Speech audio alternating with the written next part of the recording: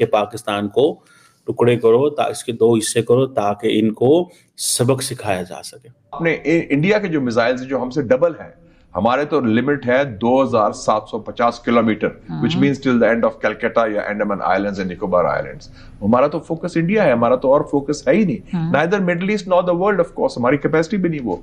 दुख होता है ये देख करके हमारे पड़ोसी जो हैं वो हमारी वजह से परेशान है। हमारे पड़ोसी जो है वो हमारे करतूतों की वजह से हमारे ऊपर शक करते हैं, हमारे ऊपर भरोसा नहीं करते। कई लोग समझते होंगे शायद ये पाकिस्तान के लिए बड़ा मौका है इंडिया से बदला लेने का, कि इंडिया ने पाकिस्तान को दो हिस्सों में टुकड़े किया।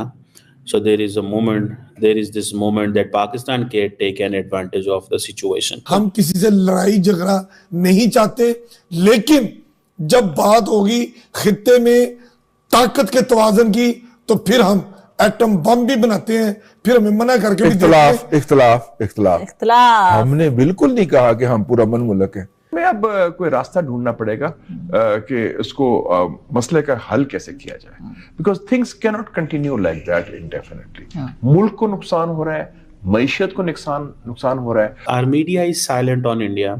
Our politicians are silent on India. Our entire discourse is apologetic and defensive about India. So इसको वो समझते हैं कि there is no need to spend and invest something. क्योंकि हमारा प्रॉब्लम यह है कि हमें ये कहा गया है ग्रेट पावर्स की तरफ से, चाइना से, अरब वर्ल्ड से, कि भाई आप ताल्लुकात बनाओ इंडिया के साथ। हम वो नहीं बात करते, ना करें। वो 2028 तक क्रिकेट नहीं खेलना चाहते, नो प्रॉब्लम, आपने नहीं बोलना। लेकिन एक बात है, धमाके की बात है, बनाते हम उस वक्त ही हैं जब हम पे बंदियां लगती है। जाहिर सर बात ये है कि जब आपको दबाया जाता है ना, तो तभी आप सोचते हैं, आप गौर खोज करते हैं, आपका दिमाग चलने लगता है, तो आपके अंदर क्रिएटिविटी आती है। और वरना तो आपको वो दूध में खजूर का मिल्क शेक बना के दिया जाए, हम अंडर प्रेशर ज्यादा अच्छा, बहुत मजेदार होता है वो मिल्क शेक। मतलब बात यह है कि जब हमें खुद दही से लस्सी बनानी पड़ जाए और जब हम मजे से उसको रिड़कते हैं और उसमें से मक्खन भी निकालते हैं, फिर हमें अपनी सलाहियतों का पता चलता है कि हम तो खुद बड़े जबरदस्त हैं। हम काबिल हैं। बड़े जबरदस्त में हमने साबित कर दिया था कि हम पुरअमन मुल्क हैं, हम किसी से लड़ाई झगड़ा नहीं चाहते, लेकिन जब बात होगी खित्ते में ताकत के तवाज़ुन की तो फिर हम एटम बम भी बनाते हैं, फिर हमें मना करके भी इख्तिलाफ हमने बिल्कुल नहीं कहा कि हम पूरा मन मुल्क है। हमने कहा कि एक थप्पड़ मारोगे ना तो दो रैपटे पड़ेंगे। नहीं, हमने कहा पूरा मन मुल्क है, लेकिन अगर हमारी जमीन की तरफ और किसी ने मैली आंख से देखा तो फिर हमारे पास सब कुछ है। हाँ, नहीं, हमने कहा भाई अगर हमारे साथ पंगा नहीं चंगा, ठीक है। आपने अगर हमारे साथ कोई हाथ लड़ाने की कोशिश की, आप एक थप्पड़ मारेंगे, हमारी तरफ से दो पड़ेंगे आपको, सही, ठीक है ना।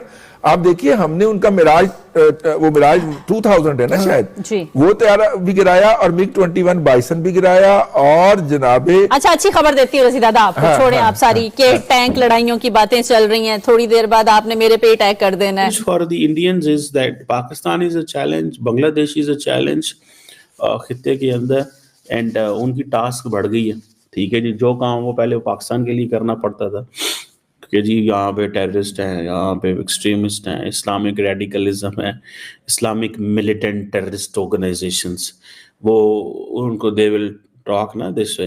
पहले तो हसीना वाजिद उन तमाम मिलिटेंट्स के टेक केयर कर रही थी जो जमात इस्लामी लार्जली थी, ठीक है जी। तो जमात इस्लामी वो तो वैसे ही दबाया हुआ था हसीना वाजिद ने, और मारती थी काफ़ी ज़्यादा, उनके लोगों को सजाएं मौतें दी हुई हैं उसने। बड़ी टफ खातून थी, इसमें तो कोई मुझे आप जिसे कहते हैं ना वो ये चीज़ बड़ी मुश्किल चीज़ थी मुझे नज़र जो आती है।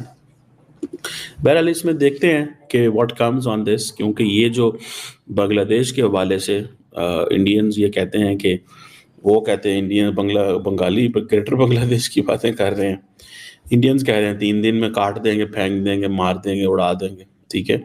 अच्छा वो जो अकाउंट है नहीदुल इस्लाम का या बाकी जो लोग कह रहे हैं, मतलब they are not that much, कोई इतने वो नहीं है, लेकिन फिर भी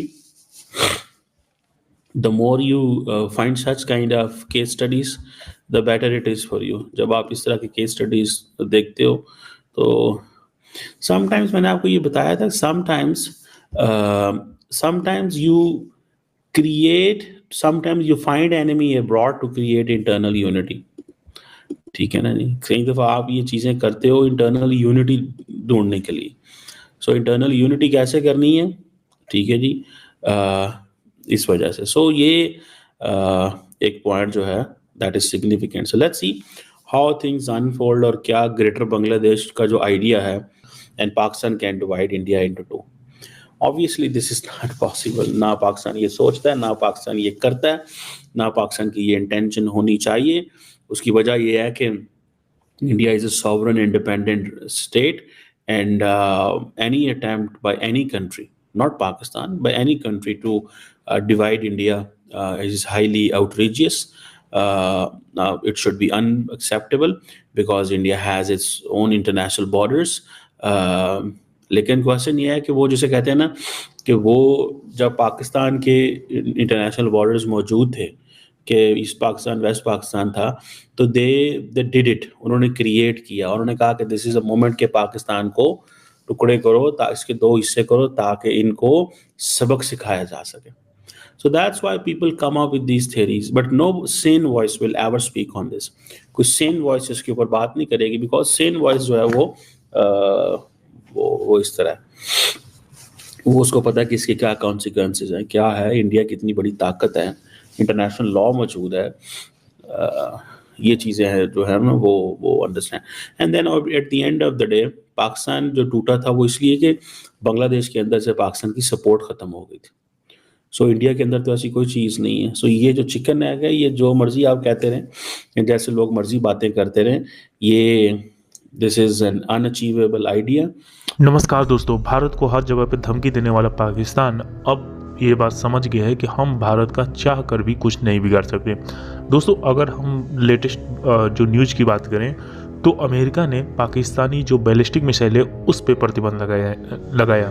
तो उस समय पाकिस्तान ने आरोप लगाया कि भारत के कहने पर, क्योंकि ये बैलिस्टिक मिसाइल भारत के शहरों के लिए बनाया गया है कि भारत के शहरों को टारगेट करेगा, इसलिए भारत ने अमेरिका के ऊपर प्रेशर डाल के पाकिस्तान पर प्रतिबंध लगाया. तो पाकिस्तान की मीडिया खुद इस बात को मान रही है कि हमारे पास अभी उस तरीके का हथियार नहीं है कि हम भारत के हर शहरों तक पहुंच सकते हैं, और भारत के पास तो ऐसे ऐसे हथियार है कि वो चीन के जो राजधानी बीजिंग है वहाँ तक पहुंच सकते हैं. तो दोनों में बहुत ज़्यादा डिफरेंस है और इसीलिए हम जो है वो भारत से कहीं पे भी उसके साथ खड़े नहीं होते हैं और हम तो बिल्कुल नहीं लड़ सकते. खुद जो पूर्व पाकिस्तानी आर्मी चीफ बाजवा था उसने यहाँ तक कहा था कि हमारे पास तो टैंकों में मतलब टैंक चलाने के लिए तेल नहीं है. मतलब आप समझ सकते हैं कि पाकिस्तान की स्थिति कहाँ है. लेकिन धमकी वो इतने बड़े बड़े देते हैं जैसे लगता है कि वो अमेरिका जैसा एक ताकतवर देश है. लेकिन जहाँ पे खाने की प्रॉब्लम है, जहाँ पे लोगों को आम सुविधाएं नहीं मिल पा रही है, वहाँ की जो आर्मी है वो हमेशा भारत को धमकाने में लगी रहती है. लेकिन अब धीरे धीरे जो पढ़े लिखे पाकिस्तानी है वो बात बहुत अच्छे तरीके से समझ गए हैं कि हम भारत का मुकाबला नहीं कर सकते, और ख़ास करके अब तो बिल्कुल भी नहीं, क्योंकि भारत लगभग पाकिस्तान से 50 गुना आगे निकल चुका है. चाहे वो किसी भी क्षेत्र में आप देख लीजिए, चाहे एजुकेशन हो, चाहे हथियारों की मामला हो, चाहे